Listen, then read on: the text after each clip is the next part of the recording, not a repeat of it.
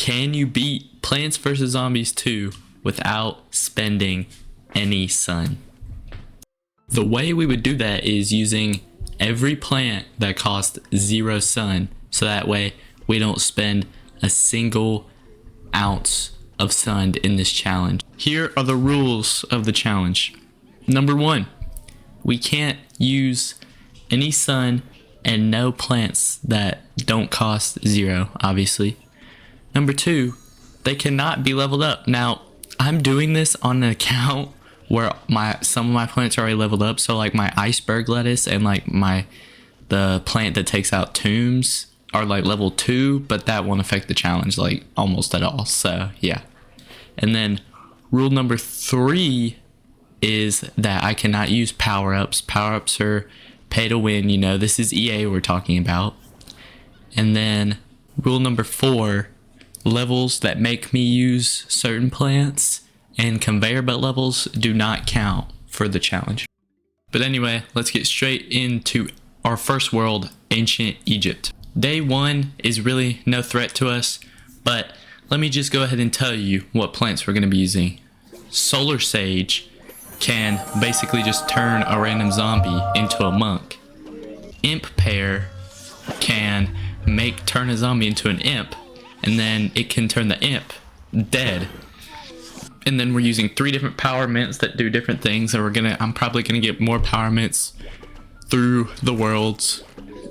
And then of course we're gonna use the shroom that costs 0, because you know he's really good for, you know, costing 0. Day 2 made us use the power-ups, the things I swore to destroy and never use, but we have to use them, and they don't cost money in this level because they're teaching you how to use them. So jokes on EA, because I get to use them for free. Day 3 has nothing really special. The only thing remotely annoying about this challenge so far is that the mushrooms that cost 0 actually disappear after a little while, instead of, you know, just staying there like every other PVZ game.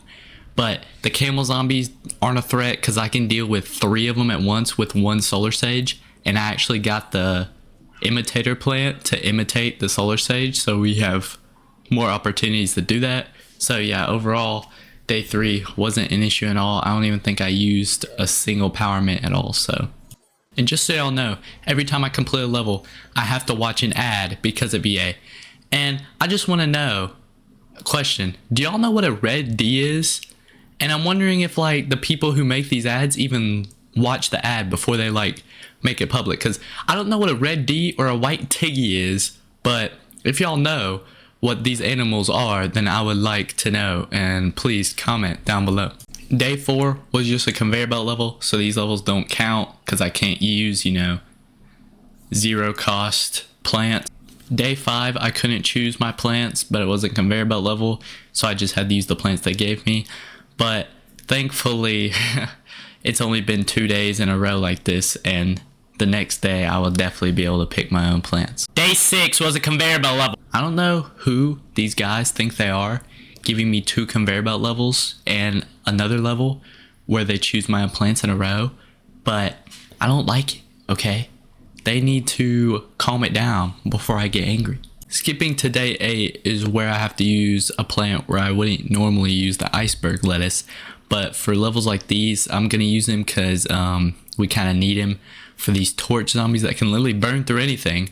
I mean, if I put like 3 mushrooms in a row, they'll take him out before he like burns like all of them. But he burns through the solar sage and he burns through the imp pear, so you either have to use an iceberg lettuce plus the mushrooms or just the mushrooms, but you have to use like 3 of them. But still, this level was very easy and I had no trouble with it. Day 9 just had a mix of the camel zombies, the torch zombies, and the buckethead zombies.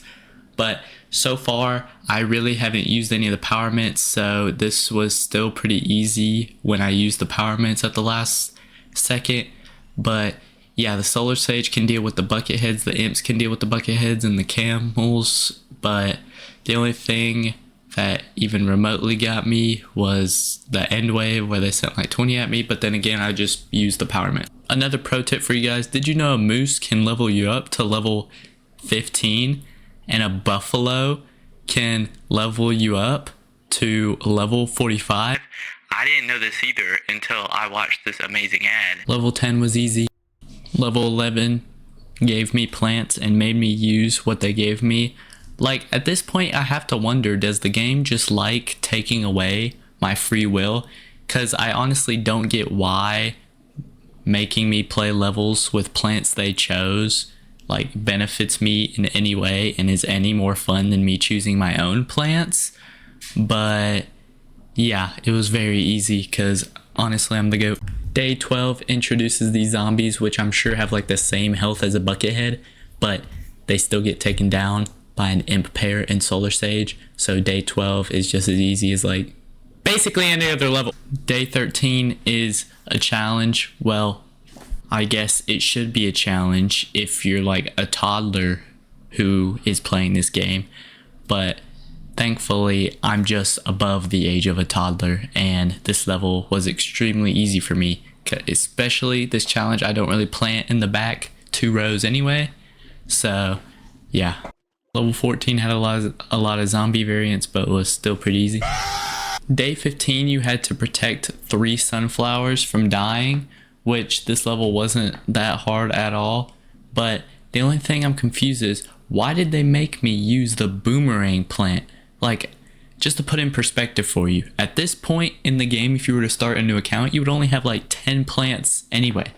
Like, why make me use the boomerang plant? Also, the boomerang plant is one of the better plants you have, so honestly, anyone would probably still be using it. So why make me use it? Day 16 was also pretty easy. Day 17 was basically a copy and paste. So day 18 is where things got interesting. It was a plan your defense level where they give you 2,200 sun to plant down your defense and start with like big waves of zombies coming at you. For some reason, this level wouldn't let me use Solar Sage, Imitator, or the mushrooms. So things got really hectic because I had the stall. The only thing I could stall with was the imp pairs. So I stalled with the imp pairs until huge waves of zombies got on the board. And then I used the power mints to wipe out literally like every zombie on the board because the element is just extremely OP. But I did this twice. I stalled with the imp pair and then I used the element for the first wave. And then I stalled, used the bombardment, and then eventually the element came back up and I used it to finish off the final wave to win. Skipping to day 20, it's basically the same copy and paste as an earlier day where we just defend these sunflowers and don't let them die, which this level wasn't hard at all. So day 21 was a problem because they made us use 3 plants and only let us choose like 4 of the seed slots. So we had to go in with the same strat as last time plus the shrooms to stall and use the power mints to kill the huge waves. Like, who do these 3 plants think they are? Like, they really think I want to use them? Like, genuinely. Like, if I don't pick you, I don't want to use you. Day 22 was another level where we can't plant on Dave's mold colonies. Day 23 is where we're introduced to our first Gargantuar of the challenge. And he wasn't that hard to deal with. I just needed to use like both of my mints.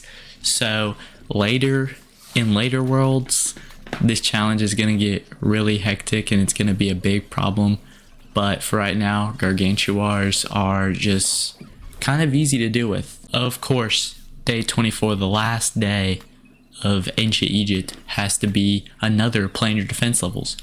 And of course, this one is just a copy and paste. Like, there's not really any new zombie variants that are in this level, and it's basically the same amount of sun. So really, it's just the same exact level. So I treated it as the same exact level as I did the exact same thing I did to beat the last one. Stall with imp pairs, kill big waves with power mints. It's really not that complicated or hard to pull off. And of course, we finally get to the ancient Egypt boss fight where we fight against Dr. Zomboss. And honestly, I don't care what anybody says. I honestly like this design over most of the boss designs. But yeah, I honestly had really fun going back and playing this Zomboss level. But yeah, that's ancient Egypt down without spending a single amount of sun. And I know it says the difficulty in peppers below the world, but I'm gonna give ancient Egypt a 2 out of 10 difficulty.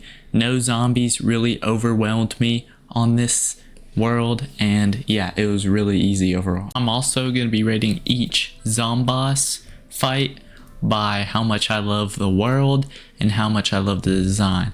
Now, I really like the ancient Egypt zomboss design, but for the world, and of course it's the first world, so it's not going to be like amazing or anything, but it's kind of dull for me, so I'm going to have to go with a solid B tier.